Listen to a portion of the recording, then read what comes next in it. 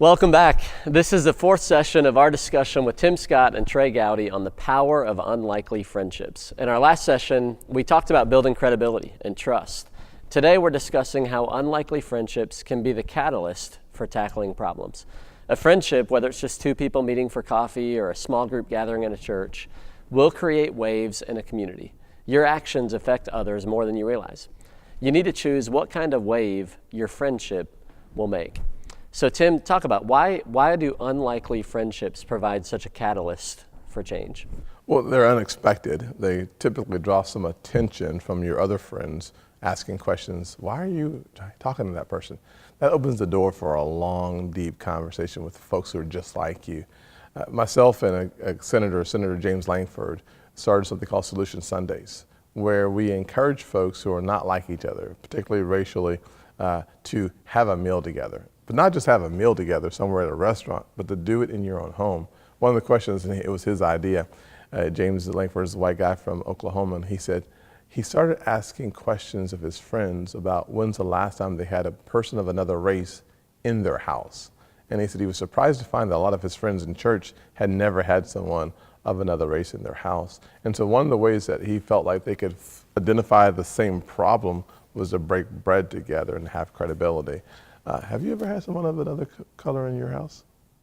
Yesterday. Does that count? I was thinking more recent than that. More recent than yesterday? My 20-year-old daughter has the most eclectic group of friends. And you know Emily, who has been her best friend, is a biracial child.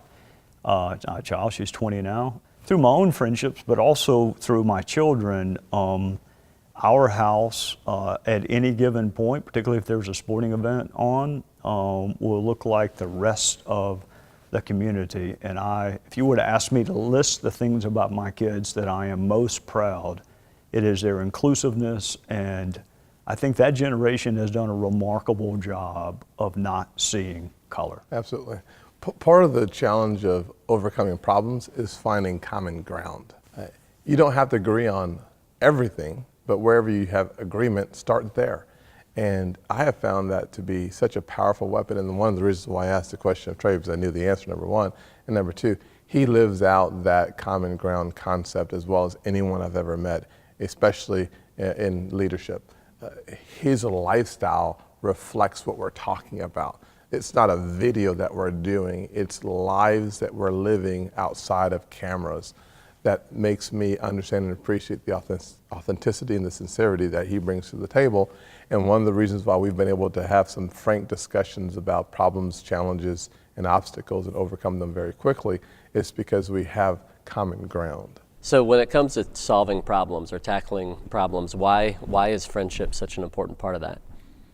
I think friendship, like family is the basic subunit of culture. Friendship is the next best subunit of our society. It's what enables you to tackle problems. It's what enables you to identify problems. And if you are surrounded solely by people who think exactly like you think, then it's just a series of ratifications. I'm going to ratify what we already believe. I love hearing different people's perspective. And even if I don't enjoy it while it's going on, I find that I benefit from hearing how other people view the same fact pattern. I mean, we're all, to a certain extent, I don't want to use the word prisoners, but we're all, to a certain extent, prisoners in quotes to our own backgrounds and the way that we were brought up. And my parents have been married more than 50 years. So hearing from Tim the heartfelt devastation that he experienced when his parents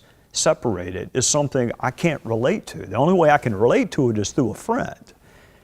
One thing I wish that Tim and I could both communicate, I guess what we're trying to communicate, is even in something as divisive as politics, which is where we find ourselves, that's not what we want to talk about because it is divisive, but even in our workplace, he mentioned James Langford, whom we both know.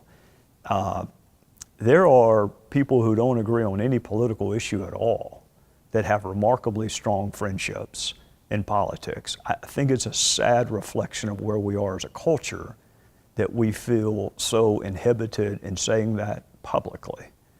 One of the people who ministered the most to Tim Scott in the aftermath of one of the worst experiences of his life was a woman of Hindu faith from Hawaii that I don't think he's ever voted the same way as. So there's no political similarity.